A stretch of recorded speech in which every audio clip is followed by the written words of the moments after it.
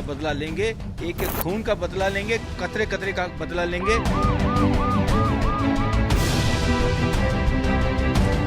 We have suffered damage to both men and our vehicles. इस घटना की जितनी निंदा की जाए तो देशवासियों को इसकी निंदा करनी चाहिए।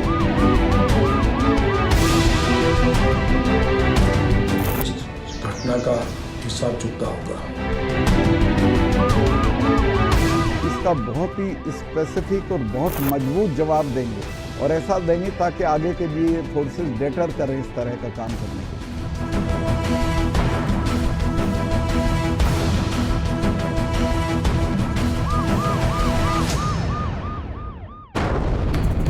जमीन हिल उठी थी। सीआरपीएफ की विशाल बस इस्पात के छोटे बड़े टुकड़ों में पुलवामा के अवंतीपुरा की सड़क पर बिखर गई थी। 70 गाड़ियों का काफिला एक झटके में रुक गया था और आसमान तक फैल गया था धुआं और आग। जमीन पर शहीदों की कतार लग गई थी।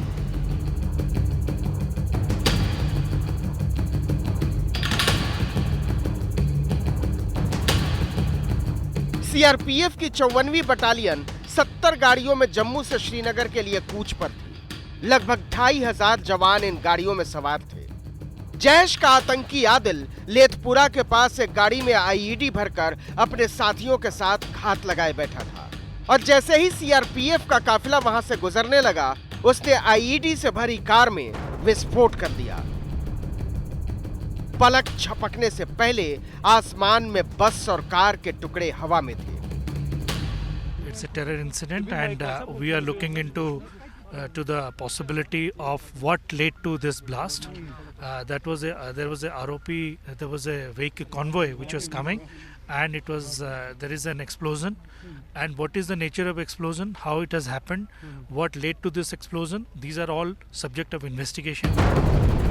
आतंकियों ने सीआरपीएफ की जिस बस को निशाना बनाया उसमें 35 जवान सवार थे। धमाके के बाद आतंकियों ने सीआरपीएफ के काफिले पर फायरिंग शुरू कर दी, लेकिन जब तक सुरक्षा बल मोर्चा संभालते तब तक आतंकी मौके से भाग निकले। इसी कॉन्वॉय पे हमला हुआ था। ये कॉन्वॉय अब तक रुकी हुई थी और अब इनको निकलने की इजाजत दी गई है। इस कॉन्वॉय में करीब 2500 जो है सीआरपीएफ के पर्सनल हैं और बहुत बड़ा कॉलम है जो श्रीनगर से आ रहा था, श्रीनगर की तरफ आ रहा था और उसी पर हमला किया गया। एक कार बम जो है वो उसका इस्तेमाल किया गया है। हमले के आकार प्रकार से सुरक्षा एजेंसियां संगठन और हमलावरों का कुछ पता लगा पाती, इसके पहले ही जैश ए मोहम्मद ने आगे बढ़कर इस हमले की जिम्मेदारी अपने माथे पर ले ली। जैश के प्रवक्ता मोहम्मद हसन ने स्थानीय मीडिया को बताया कि यह कायराना हरकत उनके आदमी आदिल अहमद और विकास कमांडो ने की है।